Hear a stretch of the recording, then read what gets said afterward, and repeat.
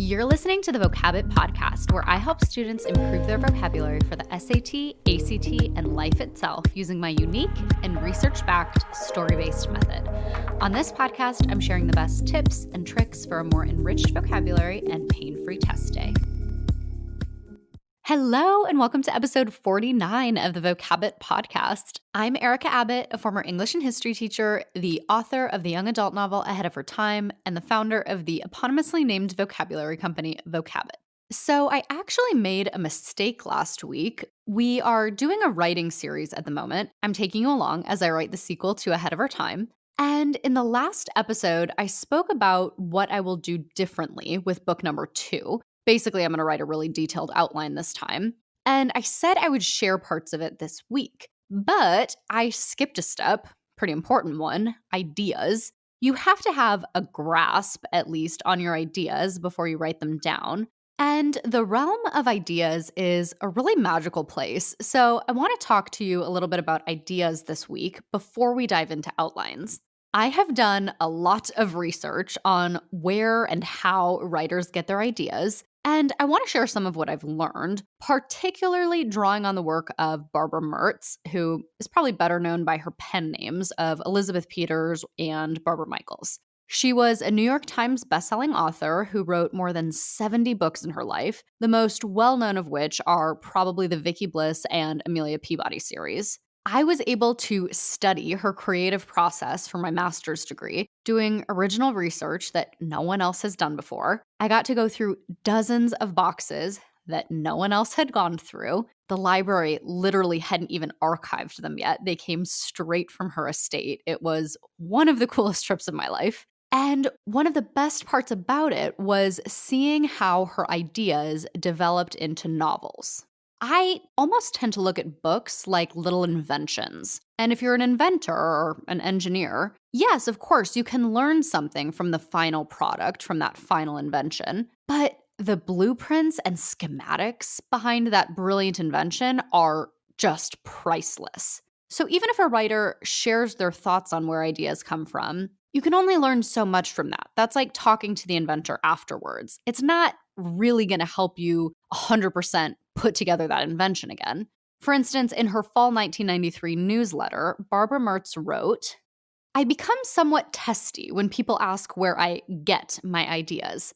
Expressed in that fashion, the question implies that ideas can be ordered, singly or by the dozen from a catalog. Ideas aren't got. They grow like a coral reef by slow accretion, starting with a single, simple concept, a one-liner, one might call it.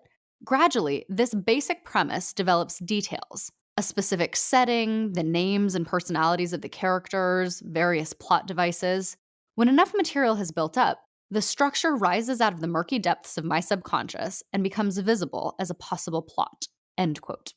Like I said before, it's an interesting analogy, but I honestly don't feel like I know that much more about how her ideas developed. And this is where that original research is so valuable, because Barbara Mertz kept notes as she was writing her books, and she wrote in a stream of consciousness style, so you could really see these ideas grow and unfold.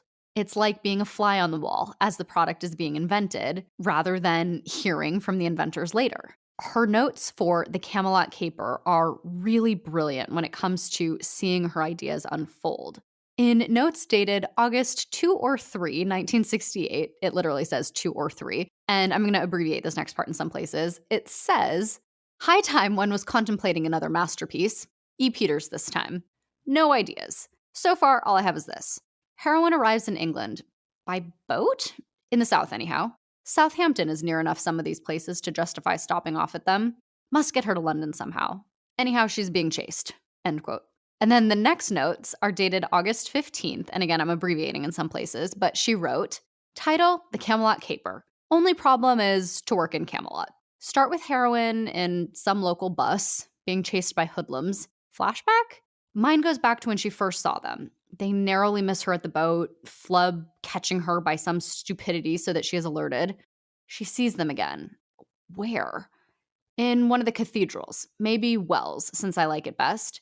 Use quotes from the nice service book I collected. Yes, Wells. They can trap her in the stairs." End quote. In these notes, you can see the ideas growing in her subconscious. You can see how, whether she realized it or not, one of her tools was the question secret, which I spoke about in the very first episode of this podcast. She would ask herself questions and her brain would answer them to further the plot. She had about 9 pages of notes like this for this particular book before we get the first draft of an outline. And by the way, if you're new to the world of Elizabeth Peters, I wouldn't personally start with the Camelot Caper. I would either start with Borrower of the Night or Crocodile on the Sandbank, which are the first books of the Vicky Bliss and Amelia Peabody series, respectively. And I could go on about all of this forever. In the last episode, or I don't know, one of the last episodes, we talked about how writing what you know can be a double-edged sword because often what we know isn't a nice, tidy 3-act story. But there's also a really positive side to it, especially if you know a lot.